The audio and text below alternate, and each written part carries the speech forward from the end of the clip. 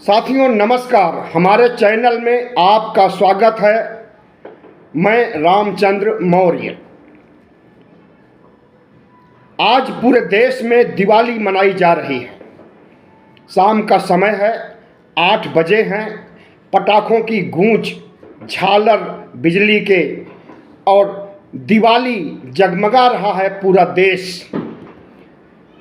और पटाखे की आवाज़ शायद आप वीडियो में भी सुन रहे हों और बाहर तो सुन ही रहे होंगे। यह दिवाली क्यों मनाई जा रही है? आप जानते हैं कि आज प्रभु राम अयोध्या पधारे हैं। द्वापर युग में या त्रेता युग में जब कभी भी उनका वनवास हुआ था और लौट करके वनवास पूरा करके आए थे, तब दिवाली मनाई गई थी। और उसके बाद हर साल नवंबर के महीने में, कार्तिक के महीने में दिवाली मनाई जाती है। आज पूष के महीने में दिवाली मनाई जाती है।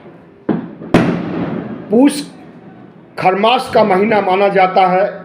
इस दौरान कोई भी शुभ काम नहीं किया जाता है, लेकिन मंदिर के उद्घाटन, प्राण प्रतिष्ठा की हड़बड़ी इतना ज़्यादा कि पूष के महीने में आधे अधूरे मंदिर का उद्घाटन किया गया, प्राण प्रतिष्ठा की गई।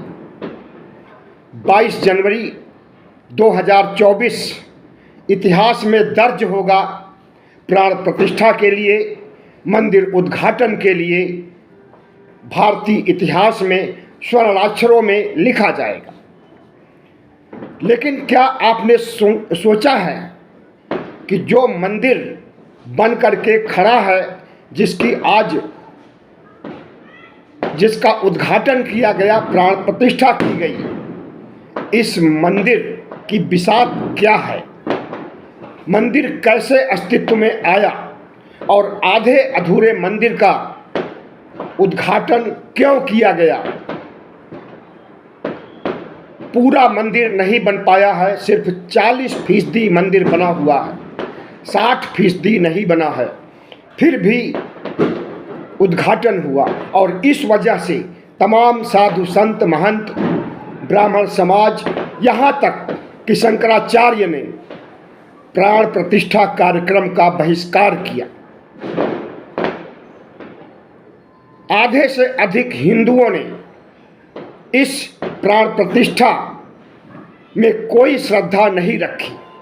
और देखिएगा, कुछ सालों में जब यह मंदिर बन करके पूरी तरह से तैयार होगा तो फिर दिवाली मनाई जाएगी, फिर पटाखे छोड़े जाएंगे, फिर फुलझड़ियाँ जलाई जाएंगी और फिर से मंदिर का उद्घाटन किया जाएगा, प्राण प्रतिष्ठा की जाएगी।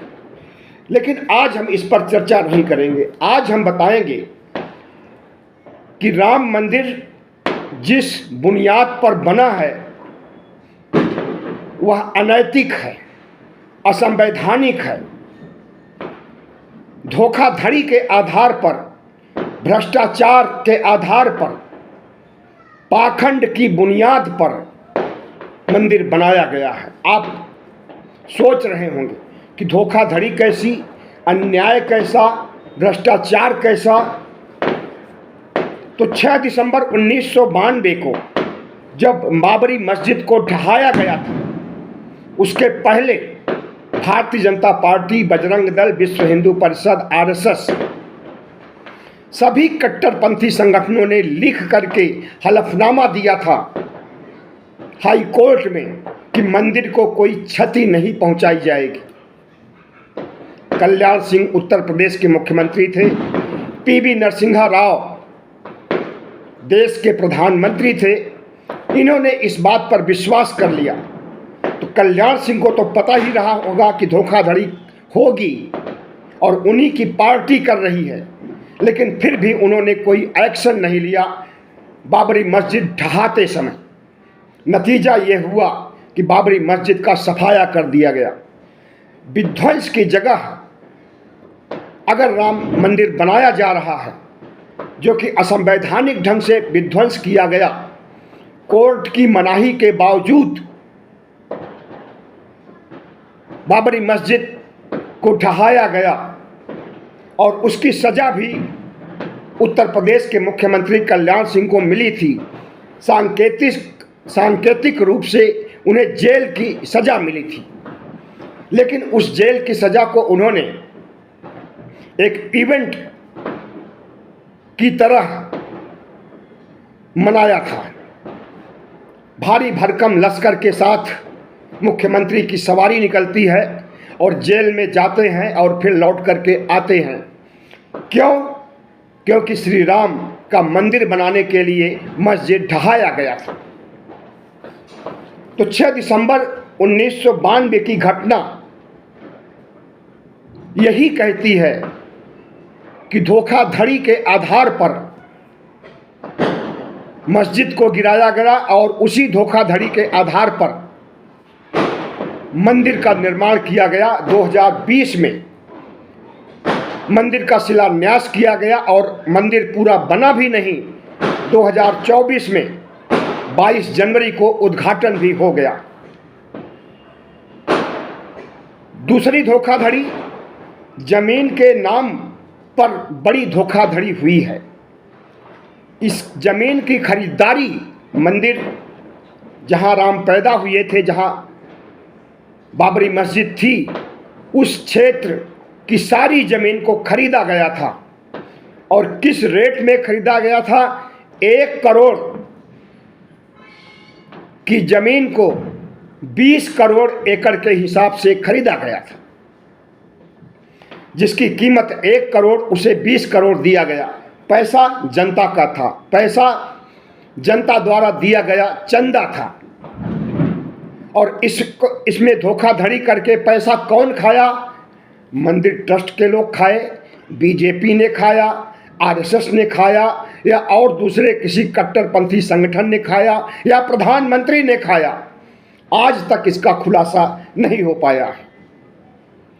तो जो मंदिर राम का बना हुआ है, अगर आज की तिथि में राम जिंदा होते और राम होते तो शायद वही उस मंदिर में जाने से इनकार कर देते, क्योंकि मंदिर की बिसात अनीति पर आधारित है, अन्याय पर आधारित है, धोखाधड़ी पर आधारित है, भ्रष्टाचार पर आधारित है। साकेत अयोध्या का दूसरा नाम है और साकेत नाम कब पड़ा? अयोध्या से पुराना नाम है साकेत। पहले साकेत था, बाद में अयोध्या हो गया। इसका वर्णन चीनी यात्री ह्वेनसांग ने भी किया है। और साकेत बौद्ध स्थल था। तथागत बुद्ध यहाँ पर आया करते थे और अपने ज्ञान से दुनिया को आलोकित किया करते थे। अपने दर्शन से, अपने विचार से इस देश की जनता ही नहीं बल्कि पूरी दुनिया को आह्लादित करते थे। करुणा का पाठ पढ़ाते थे, अहिंसा का पाठ पढ़ाते थे, अंधविश्वास पाखंड मुक्त भारत बनाने की बात करते थे तथागत बुद्ध। लेकिन उसी बुद्ध की धरती पर जो बौद्धकालीन अवशेष थे, जो बौद्धकालीन मूर्तियां बाबरी मस्जिद क्षेत्र से बरामद हुई, खुदाई के समय, नींव खुदाई के समय जो मूर्तियां बरामद हुई, जो अवशेष बरामद हुए, उसे जेसीबी लगा करके चूर चूर कर दिया गया, तहस नहस कर दिया गया। और कुछ अवशेष अभी अयोध्या के संग्रहालय में सुरक्षित भी हैं, जिसके आधार पर कहा जा सकता है कि साकेत बौद्ध स्थल है। राम के बारे में कोई सबूत नहीं है, राम के बारे में कोई अवशेष नहीं है, राम के बारे में सिर्फ मिथक है। मिथक यानी जिसका कि इतिहास से कोई संबंध ना हो। तो इस तरह से बौद्ध अवशेषों को नष्ट किया गया, बौद्ध धरोहरों को नष्ट किया गया, बुलडोजर चलाया गया और वहाँ पर मंदिर की नींव रखी गई। तो इसकी नींव ही सवालों के घेरे में है कि ऐसा क्यों किया गया, और अगर पुरातात्विक प्रमाण है कि यह बौद्ध स्थल है तो क्यों नहीं इसे बौद्धों को सौंपा गया। सिर्फ अयोध्या ही नहीं, हिंदुस्तान में जितने भी हिंदुओं के मंदिर हैं लगभग सभी बौद्ध विहार थे, बौद्ध मठ थे या चैत्य विहार थे। आप एक तरफ से देख लीजिए, चाहे पुरी का जगन्नाथ मंदिर हो, चाहे तिरुपति का बालाजी मंदिर हो, चाहे बनारस में स्थित तमाम मंदिर हों, सभी मंदिरों को बौद्ध विहारों से का ध्वंस करके बनाया गया। सवाल उठता है कि एक बाबर ने और एक मीर बांकी ने, जो कि बाबर का सेक्रेटरी था या मंत्री था या जो भी रहा हो, अगर मीर बांकी ने राम मंदिर को गिरा करके बाबरी मस्जिद बनाया तो वैसा पाप तो हिंदू लोग बहुत सा कर चुके हैं। जितने भी हिंदू मंदिर हैं वो मैंने बताया अभी आपको कि वो बौद्ध मठ थे, बौद्ध विहार थे, चैत्य विहार थे। तो जो दावेदारी इन्होंने किया, बाबरी मस्जिद को गिराया और राम मंदिर बनाया, आज उसका उद्घाटन भी हो गया, तो क्या बौद्धों को भी ऐसा करना चाहिए? जितने भी पुरी के, तिरुपति के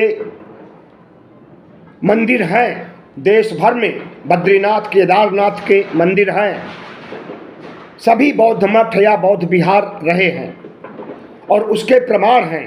तिरुपति के मंदिर में, जिसे विष्णु की मूर्ति कही जाती है, साक्षात तथागत बुद्ध की मूर्ति है, तथागत बुद्ध की मूर्तियों से मैच करती है, लेकिन नहीं, उसे पाखंड और कर्मकांड में लपेट करके उसके ऊपर तिलक लगाया गया, उसके कपड़े पहनाए गए, पीतांबर वस्त्र पहनाया गया और उसे हिंदू मूर्ति ही नहीं बल्कि विष्णु की मूर्ति घोषित कर दिया गया। आम आदमी पार्टी ने जमीन घोटाले के बारे में आवाज उठाई थी और जिस तरह का घोटाला हुआ था वह घोटाला इतिहास में मंदिर से संबंधित, मंदिर की जमीन से संबंधित कभी भी देखने को नहीं मिला है। सुप्रीम कोर्ट ने आदेश दिया कि मंदिर ट्रस्ट बनाया जाए और मंदिर ट्रस्ट भव्य राम मंदिर का निर्माण करे और मुस्लिम पक्ष को 20 किलोमीटर दूर जगह अलॉट किया गया कि वहाँ पर वो मस्जिद बनाए, बाबरी मस्जिद का पुनर्निर्माण करे। लेकिन जहाँ पर राम पैदा हुए थे वह जगह हिंदू पक्ष को दे दिया गया। रंजन गोगोई उस समय चीफ जस्टिस ऑफ इंडिया थे और उन्होंने आस्था के आधार पर, श्रद्धा के आधार पर फैसला सुनाया। संविधान कहता है कि आस्था के आधार पर कोई भी फैसला कभी भी नहीं सुनाया जा सकता है। तो क्या ये असंवैधानिक काम नहीं हुआ सुप्रीम कोर्ट के द्वारा? क्या सुप्रीम कोर्ट के जजों को मैनेज नहीं किया गया आरएसएस के द्वारा, बीजेपी के द्वारा? और अगर आरएसएस ने, बीजेपी ने मैनेज किया, उन्हें अपने पक्ष में निर्णय सुनाने के लिए बाध्य किया, तो क्या यह असंवैधानिक काम नहीं है? तो जैसा कि मैंने पहले कहा कि असंवैधानिक ढंग से यह मंदिर बना है, तो सुप्रीम कोर्ट का फैसला सुनाया जाता है श्रद्धा के आधार पर। आज तक सुप्रीम कोर्ट में कोई भी फैसला श्रद्धा के आधार पर, आस्था के आधार पर या दया के आधार पर नहीं सुनाया गया। यह पहला मामला है जिसमें कि सुप्रीम कोर्ट सरेंडर हो जाता है आरएसएस के सामने। और जिन जजों ने फैसला सुनाया था उन्हें राज्यसभा का सदस्य बना दिया जाता है। रंजन गोगोई को 3 महीने बाद जब वो रिटायर्ड होते हैं तो उन्हें राज्यसभा का सदस्य बना दिया गया। कई अन्य जजों को, किसी को राज्यपाल बना दिया गया तो किसी को अन्य संवैधानिक पदों पर बैठा दिया गया। हो सकता है कि पैसे भी दिया गया हो इन्हें फैसला सुनाने के लिए हिंदू पक्ष में। विनय मौर्य ने भी रिट दाखिल किया था कि साकेत बौद्ध स्थल है और यहाँ पर पुरावशेष मिले हैं, पुरातात्विक साक्ष्य मिले हैं जो कि यह साबित करते हैं कि यह बौद्ध स्थल है और इसे बौद्धों को दिया जाए। लेकिन इनकी याचिका को ही सुप्रीम कोर्ट ने खारिज कर दिया। क्यों खारिज कर दिया? क्योंकि उन्हें हिंदू पक्ष को खुश करना था, हिंदू पक्ष के मुताबिक उनके अनुकूल फैसला सुनाना था। तो जाहिर है कि बहुत सी ऐसी बातें हैं जिन्हें नज़रअंदाज करके मंदिर को बनाया गया।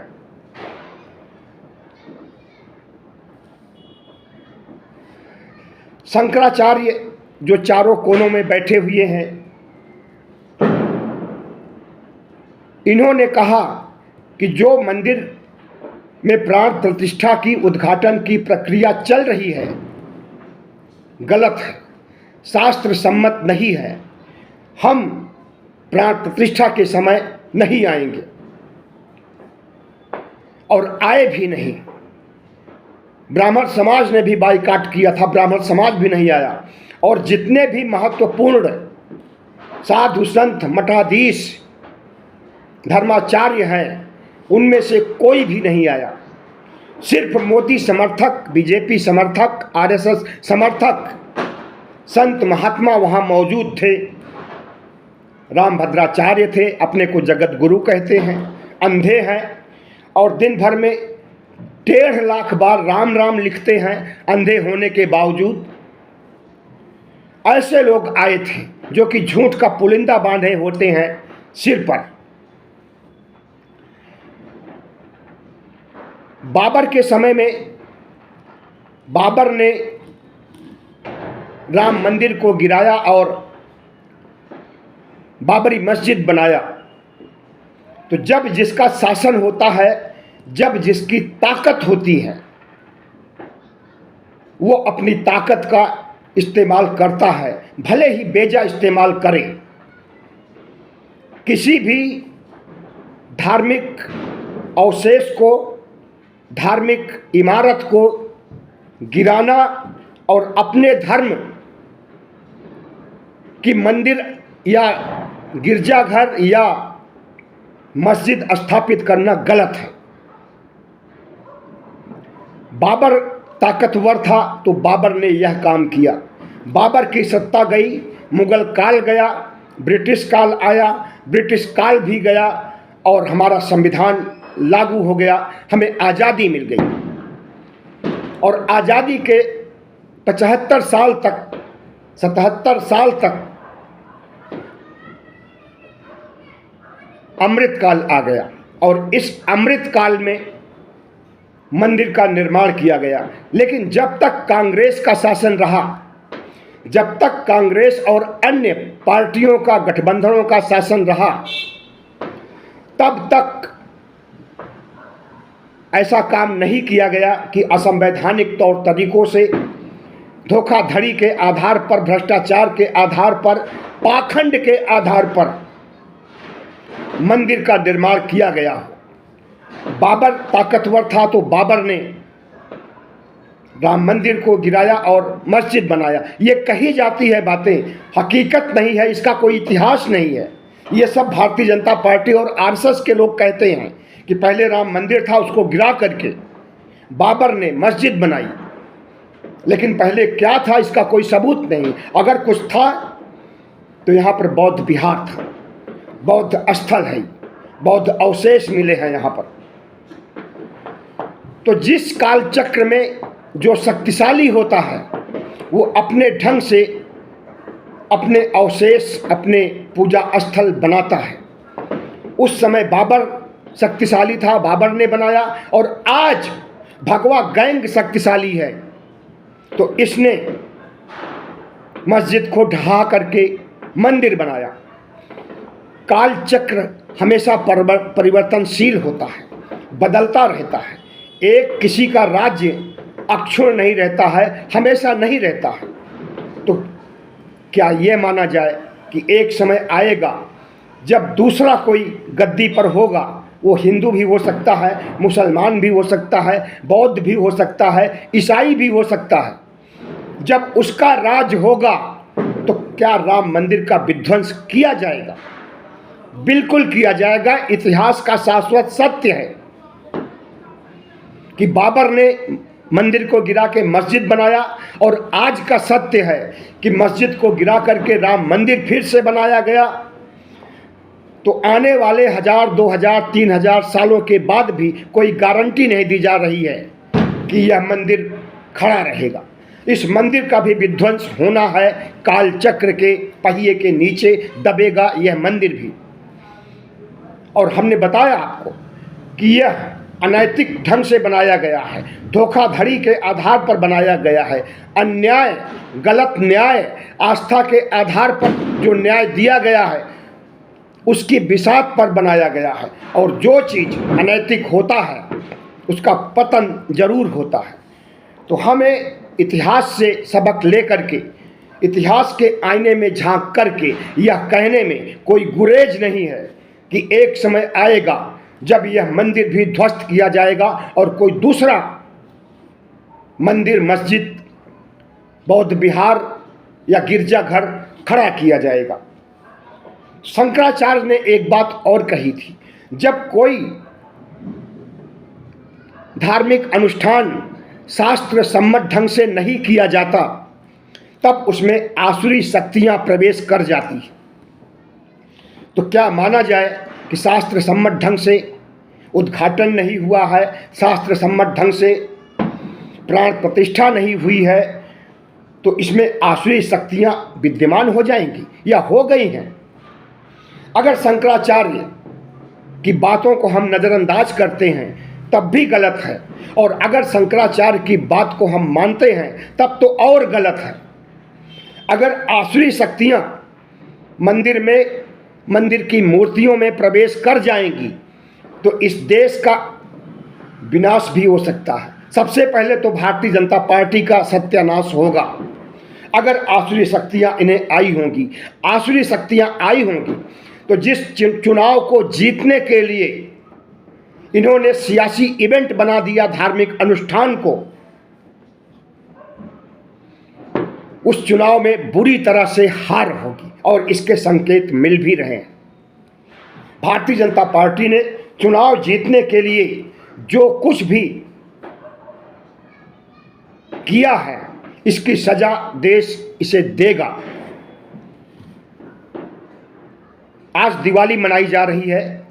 याद कीजिए, जब कोरोना आया था तब भी दिया जलाने और दिवाली मनाने की बात कही गई थी। कोरोना एक महामारी है,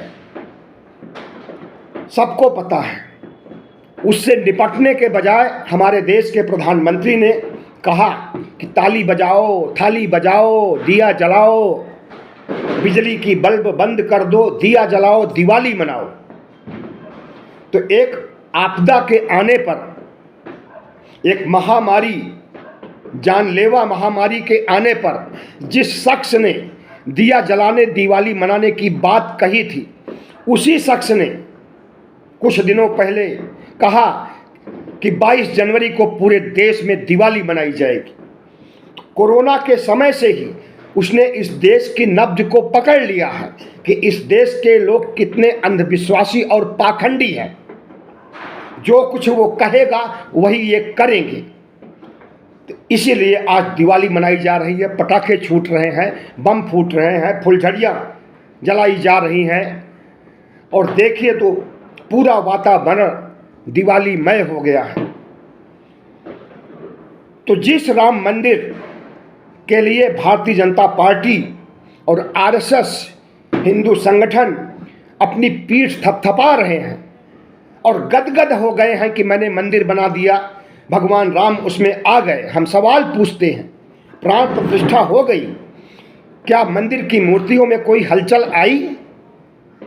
क्या राम ने धनुष बाण उठाया? क्या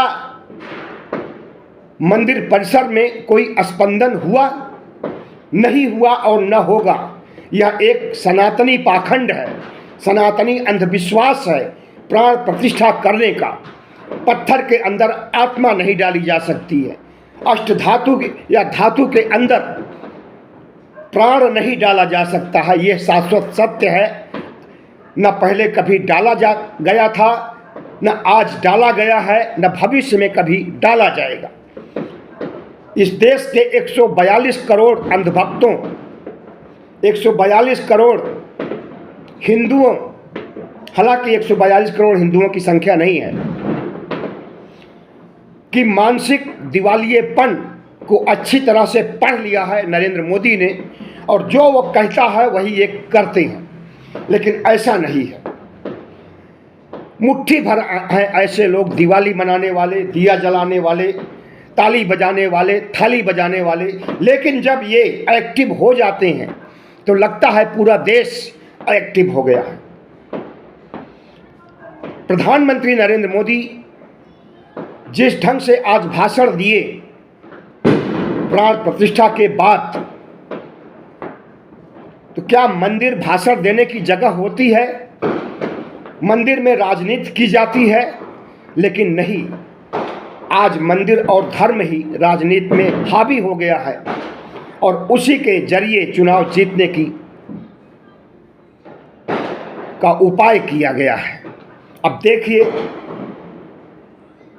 इंतज़ार कीजिए जब मंदिर बन करके पूरा तैयार होगा, और अभी नहीं बन करके तैयार होगा, जब लोकसभा का चुनाव नज़दीक आएगा 2029 का, तब जा कर के बन के तैयार होगा। क्योंकि यह मंदिर, यह भगवान, यह राम सिर्फ चुनाव जिताने के लिए हैं। इनका इस देश की संस्कृति से, धर्म से कोई वास्ता नहीं। बहुत बहुत धन्यवाद। हमारे चैनल को सब्सक्राइब कीजिएगा, लाइक कीजिएगा और शेयर कीजिएगा।